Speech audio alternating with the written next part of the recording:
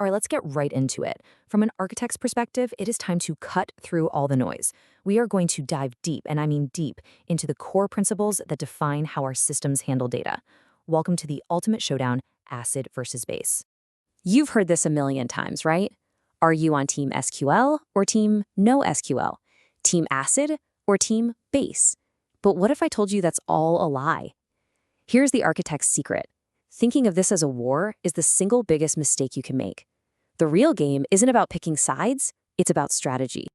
Okay, so first up, let's talk about ACID, and I want you to think of ACID not just as a bunch of technical rules, but as a philosophy. It's a promise, a guarantee that the data in your system represents an absolute undeniable truth. This is the bedrock of reliability. So at its heart, ACID is an acronym for four key promises: atomicity, consistency, isolation, and durability. When a database tells you it's ACID compliant, it's basically making a contract with you. It's saying that your transactions will be processed with the highest level of integrity, period, even if the power goes out mid-operation. So what do these four pillars actually mean in plain English? Well, atomicity is the all-or-nothing rule. The whole transaction succeeds or none of it does. Consistency makes sure your data never breaks your own rules. Isolation means that concurrent transactions don't trip over each other. And durability, well, that guarantees that once a transaction is done, it is permanent. It's not going anywhere. And this is where it gets really interesting, right? Where these abstract ideas become totally concrete. A bank transfer is the perfect example of atomicity.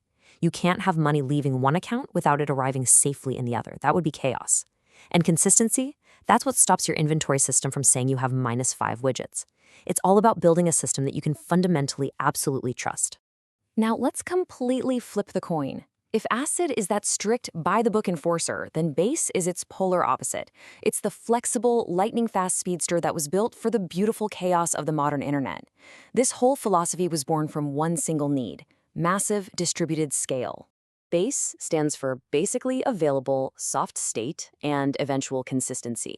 And yeah, the name is a pretty clever play on words, but the philosophy behind it is dead serious. It makes one critical trade-off.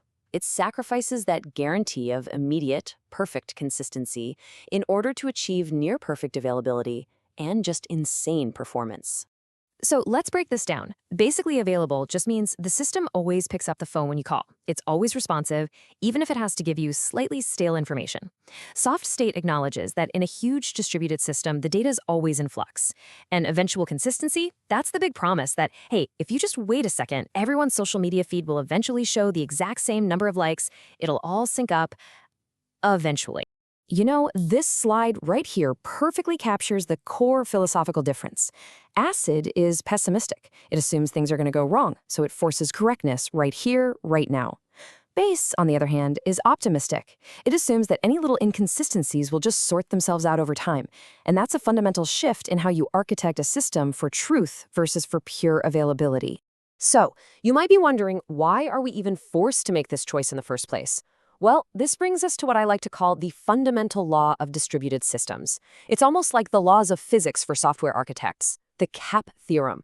And this isn't philosophy anymore. This is hard engineering reality. The CAP Theorem is actually pretty simple. It says that any distributed data store can only provide 2 of 3 guarantees at the same time.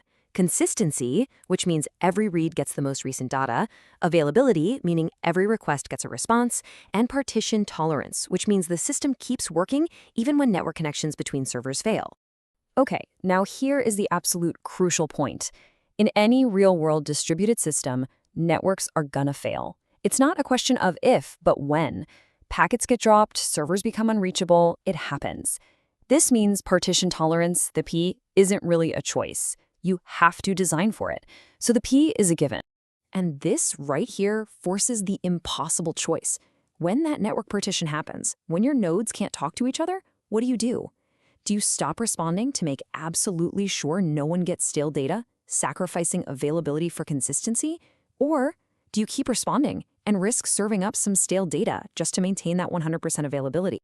And this brings it all full circle. Systems that choose consistency over availability, we call those CP systems, and they align perfectly with the ACID philosophy. Systems that choose availability over consistency, we call those AP systems, and they basically embody the base philosophy. See, this isn't some random choice. It's a direct, logical consequence of the CAP theorem. So now we come to the architect's verdict. The whole idea of an acid versus base showdown is just wrong. It was never a war to begin with. It's all about strategy. It's about deeply understanding the trade-offs and then choosing the right tool for the right job. I think the most powerful mental model for this is the system of record versus the system of engagement. Think about it. Your system of record is your absolute source of truth. We're talking payments, core user data, inventory. This stuff must be correct. It demands acid. But then you have your system of engagement. This is for high-scale interactions, likes, recommendations, activity feeds. This needs to be blazing fast and always on. It needs base. This cheat sheet right here, this is your big takeaway. ACID systems, which are typically your relational databases like PostgreSQL or MySQL, they give you that strict, immediate consistency, but at the cost of some performance. Base systems like NoSQL databases, Cassandra or DynamoDB, they give you massive availability and speed by being okay with eventual consistency. It's as simple as that. Right tool, right job. Okay, now that you have the main framework down, let's look at the expert-level controls. Because even within the world of ACID, it's not a simple on or off switch. As architects, we have dials we can turn to fine-tune that balance between consistency and performance. And this is where we need to talk about isolation levels.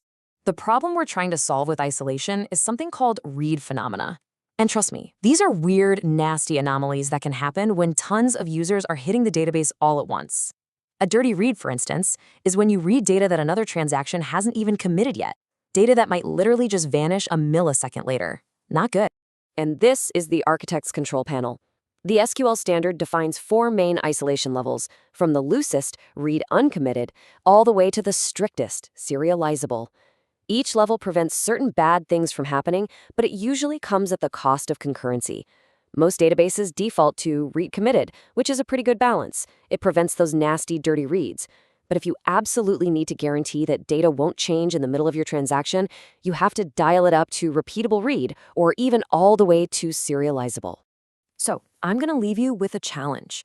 Go look at your own architecture, right now. Ask yourself, is my system of record truly, honestly ACID compliant and protected? And is my system of engagement actually designed with the base principles it needs to handle internet scale load? Or is it secretly a ticking time bomb? Don't just pick a side. Make a strategic choice. For more tech industry insights for your career or business, go to aaronwubuilds.com or subscribe to this channel, link in description. Join the inner loop by getting in the email list. Let's level up our business and career from an architect's perspective.